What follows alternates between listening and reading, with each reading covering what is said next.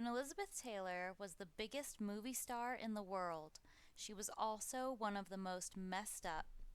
Things were so bad that she lived in filth and even got sick from it, according to a new book.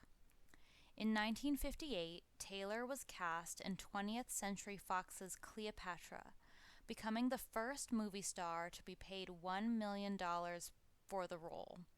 Filming in England was immediately beset by problems, including Taylor's seemingly non-stop health issues. In October 1960, things got so extreme that her husband, musician Eddie Fisher, was paid $150,000 by the studio to get Taylor to the set, watch her diet, and walk all of her dogs.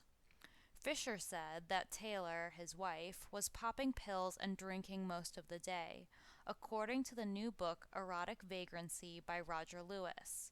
Meanwhile, Fisher himself was supposedly addicted to methamphetamine. When writer Truman Capote visited Taylor, he found her rooms crowded with shedding cats and unhousebroken dogs, and a general atmosphere of disorderly paraphernalia.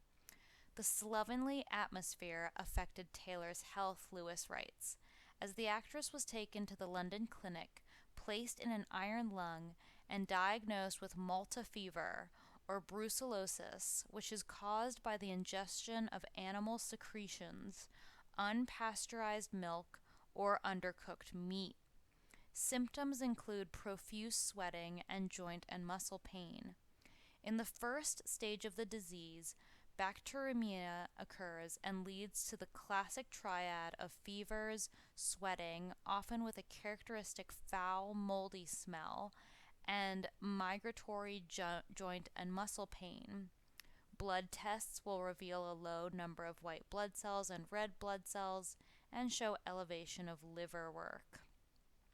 Gastrointestinal symptoms also occur in 70% of cases and include nausea, vomiting, unintentional weight loss, abdominal pain, and liver inflammation. Taylor was already drinking heavily, and so this exacerbated her condition. She possibly contracted this unusual ailment from slobbering over her innumerable and terrible pets, which shared her bed, Lewis writes. The actress was released, only to return to the clinic the next month with severe migraines. Filming on Cleopatra was halted, but Taylor's health woes only worsened. In March 1961, she came down with a severe case of pneumonia that left her comatose. News outlets erroneously reported that the National Velvet actress had died. By the end of March 1961, she was released, and demolition of the Cleopatra sets began. All the existing footage was chucked and deemed not good enough. Production was moved to Rome, and a new director, Joseph Mankiewicz, came on board. $7 million had been wasted. When Cleopatra filming resumed, Welsh actor Richard Burton joined the cast opposite Taylor. The book describes a mink-clad Taylor arriving on set with her husband Fisher, 2 secretaries, 2 maids, makeup people, and hairdressers. Burton later wrote in his diary that he noticed her breasts right away. The two began a torrid affair behind the backs of Fisher and Burton's wife Sybil, who brushed it off. "He's had these affairs before," she told Fisher of her husband, "and he always comes home to me." As the lovers' co-stars became more flagrant, even the Vatican weighed in on their affair happening in Rome, labeling it erotic vagrancy, which would become the name of a later book. But Taylor, Lewis writes, was afraid that Burton would break it off with her, so she once attempted to end her own life by trying to break through a glass door, and she had to be restrained. When Burton did try to end things, saying it was fun while it lasted, Taylor took an overdose of Seconal and had to have her stomach pumped. The two eventually left their spouses and married in 1964, but their fights were legendary. The studios pushed them together as sort of a low-budget Laurence Olivier and Vivien Leigh. Among Burton's put-downs for Elizabeth Taylor were Miss Tits and That Fat Little Tart. Taylor called Burton a boozed-up, burned-out Welshman. Burton often mocked Taylor over her lack of formal education and not knowing Shakespeare. Her reply was cool. I don't know anything about the theater, but I don't need to. I'm a star. Meanwhile, Taylor's housekeeping habits apparently didn't change during the marriage, and her illnesses continued. Lewis writes how in their wake was the pillage of an invading army, dog shit and dinner trays at the Plaza, New York, the usual mess of dog shit and empty bottles at the Grand Hotel, Rome. The cleanup from the animal excrement from the carpets, curtains, mirrors, and furniture at the Four Seasons Hotel, New York, took days. Burton and Taylor were married for nearly 10 years, divorcing in 1974 before remarrying in 1975 and splitting up again a year later. Now let's compare the treatment of Elizabeth Taylor by the studios with the treatment of Marilyn Monroe.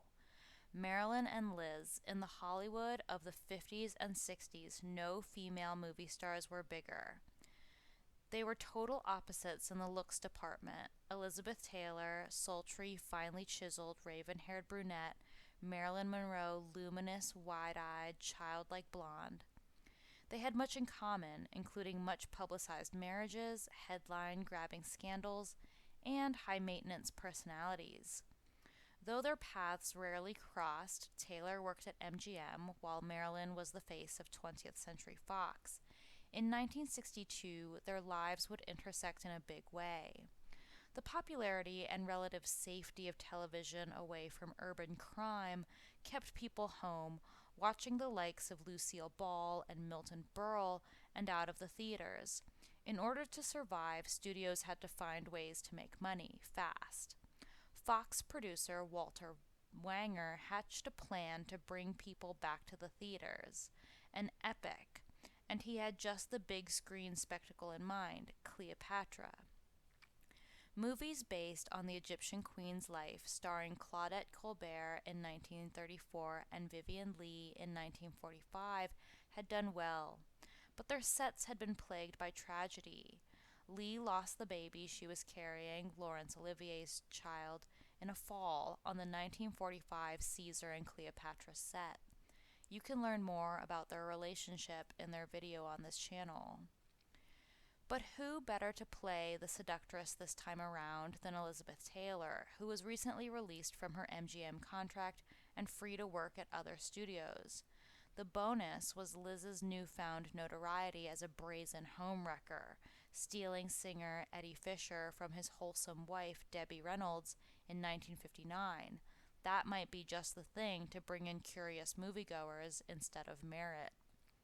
Taylor needed some convincing, so the studio made her a substantial offer, a $1 million salary, making her the highest paid performer at the time. A hefty sum, but the studio figured they would recoup the money. But then the headaches began.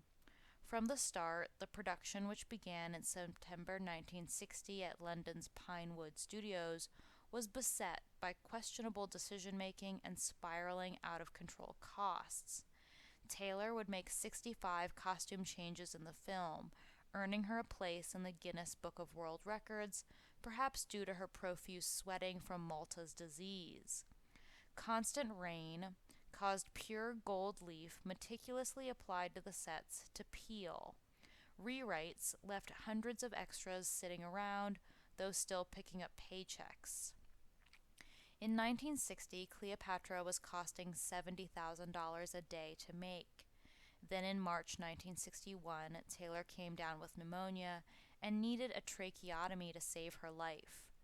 It was decided that the cold, damp English weather wasn't conducive to her fragile health, despite her living in England as a child, so the Pinewood sets were torn down entirely and rebuilt in Rome at an astronomical cost. Fox was hemorrhaging money, and studio executives were freaking out. However, they had come too far to shut things down entirely. Elizabeth Taylor was their Jewish American princess. The media pushed her for years. She absolutely could not fail. Her violet eyes were totally unique, according to the media, despite violet eyes being common in albinos, and Barbara Lamar had them as well. You can learn more about Barbara Lamar on this channel. Taylor started acting at 10 years old, and the older she got, the more money was invested in her career. So Fox hatched another plan. What was needed was a movie that could be made quickly and on a dime, with those profits used to help recoup the staggering losses from Cleopatra. The studio decided on a remake of My Favorite Wife, a 1940 comedy starring Irene Dunne and Cary Grant, refashioned for Marilyn Monroe and Dean Martin. Monroe didn't exactly love the script. It was another sexy role.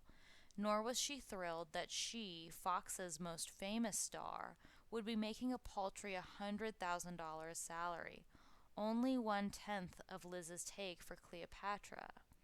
But Marilyn, a sex symbol 6 years Taylor Sr. staring down the barrel of her 36th birthday, wanted to show studio executives and the world that she still had it. As recent scholarship has revealed, she was also a very serious actress and took acting seriously and wanted the role. The cameras started rolling on Something's Got to Give in April 1962, and from the get-go there were problems. On the first day of production, Monroe called in sick, claiming she had a severe sinus infection and couldn't work. If it worked for Taylor, it would work for Monroe, right? Wrong. The movie was postponed for only a month, and director George Cukor shot around her, putting the production behind schedule and over budget. What really sent everyone over the edge was weeks later, Monroe skipped out on filming once again, but managed to appear at a May 19th gala at Madison Square Garden for President Kennedy's birthday, singing a seductive rendition of Happy Birthday. Scholars have argued whether this was Monroe's big attempt to move out of Hollywood and into a different social set altogether. Upon her return, Marilyn was in good spirits and decided to give the movie some buzz, as only she could, with a nude swimming scene. When filming for the day was finished, photographers, invited by Marilyn herself, were let onto the set to snap away, as the actress posed first in a flesh-toned bikini bottom, then without it. The photos would show up in publications around the world, and Marilyn said she was delighted to get Liz Taylor off the magazine covers, and so she was very aware that the studios were pitting the two women against each other. Marilyn celebrated her 36th birthday on June 1st with a party on the set. That evening, she went to a fundraiser at Dodger Stadium. Los Angeles was very chilly that night, and Marilyn's health took another hit. She was unable to report to work the following day. This time, studio executives had enough. On June 8th, she was fired, and full effort was pushed into Elizabeth Taylor's new Cleopatra set instead. Cleopatra received a generally favorable response from film critics and became the highest-grossing film of 1963, earning box office receipts of $57.7 million in the United States and Canada, and one of the highest-grossing films of the decade at a worldwide level. However, the film initially lost money because of its exorbitant production and marketing costs totaling $44 million, or $421 million in 2022. Though Monroe may have been a headache, ultimately the decision to close down her movie may have been a result of the progress or lack thereof of Fox's Cleopatra, still in production, still bleeding green, and Elizabeth Taylor couldn't have cared less. The studio didn't have the money to keep both projects running, and since they had invested so much into Cleopatra, Monroe's movie was the one to be shut down. But Taylor had been more of a headache than Marilyn, showing up late and delaying production because of various illnesses brought on by her filthy lifestyle, sleeping with Burton, drinking all the time. There were the over-the-top extravagances given to Taylor that Monroe would have never dreamed of, like having Taylor's favorite chili flown in from Chasen's, a favorite West Hollywood haunt, all the way to the European Cleopatra set, all on the studio's dime. Instead of acknowledging their fault, the studio went into attack mode, blaming Monroe's unprofessional behavior for her film's demise. But the actress had had enough and wasn't going down without a fight. She launched her own publicity campaign to get out her side of the story and enlisted the help of Fox honcho Daryl F. Zanuck. It worked. The studio rehired her, agreeing to pay her more than her previous salary of $100,000. Filming was set to resume in October 1962, but Marilyn died on August 5th, 1962. Cleopatra had wrapped up the previous month on July 28th, 1962. Moviegoers came, but it would take years for Fox to see a profit, selling the broadcast rights to television. Meanwhile, the studio revamped Something's Got to Give as the 1963 comedy Move Over Darling, with Doris Day in the starring role. Would Elizabeth Taylor have been treated that way?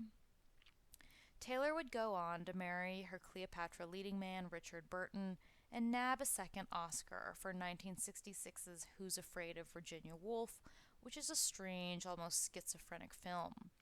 Taylor's drug habit would continue throughout her life. Let's take a close look. Taylor consumed so many pills in the 1980s that a medical expert who reviewed her files assumed the patient was dead because the dosages were incompatible with life. According to the biography, Elizabeth Taylor, The Grit and Glamour of an Icon by Kate Anderson Brower, by 1983 the star's pill popping was so severe that her then daughter-in-law, Eileen Getty, anonymously contacted a regulatory agency to complain that some of Taylor's doctors were overprescribing. Unfortunately, Marilyn Monroe had no such friend. The report led to the discovery of just how much the Cleopatra actress was taking. 3 of the actress's doctors wrote a combined 1,000 prescriptions for 28 drugs between 1983 and 1988, including tranquilizers, sleeping pills, and painkillers, Brower writes.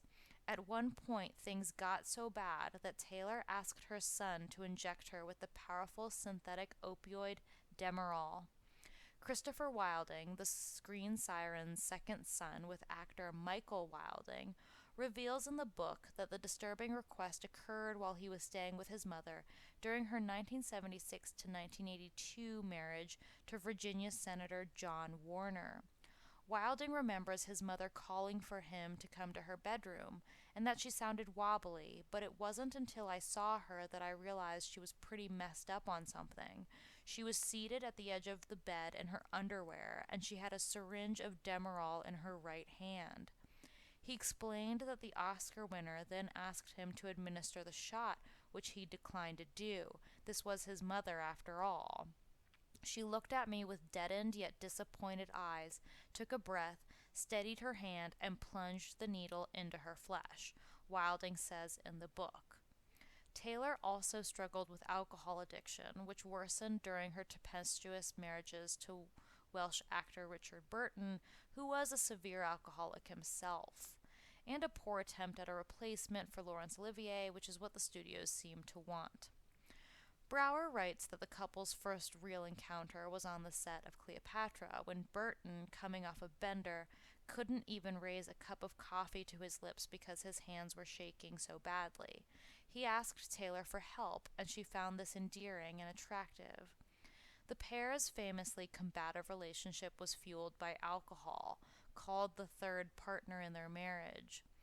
Elizabeth's own growing problem with alcohol was easy to overlook because Richard's was so debilitating, notes Brower. And the actress's drinking and drug-taking worsened during her marriage to Warner, which found her bored and lonely, living in Washington, D.C., and packing on the pounds.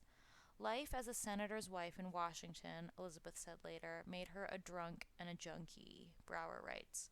By 1981, Taylor was divorced and back in Los Angeles, but her addiction to pain medication was worsening.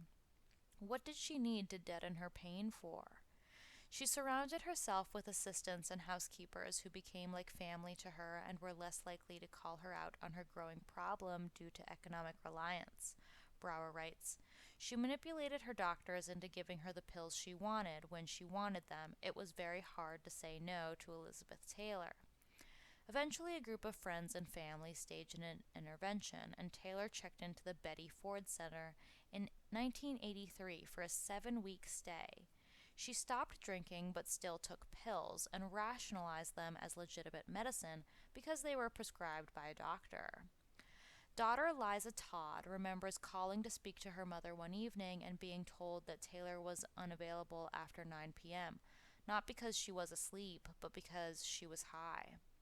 In 1988, her friend George Hamilton staged a second intervention, and Taylor went back to rehab, but she refused to do the work and was asked to leave. However, she did manage to score herself another husband while in rehab, construction worker Larry Fortensky, 20 years her junior. The two married in an over the top ceremony in 1991. 5 years later, he had begun drinking again, and the two split. For the rest of her life, Taylor battled her addictions before dying in 2011 at age 79. Marilyn may ultimately have won the battle of the big screen legends by acquiring icon status in death, something that didn't sit well with Liz, who would tell British journalist Peter Evans, "Dying young does give Marilyn an edge over most of us, but I nearly died quite a few times. Nearly dying was my specialty. That has to count for something, doesn't it? Sorry, Liz, but giving yourself diseases by sleeping with your dogs definitely does not count."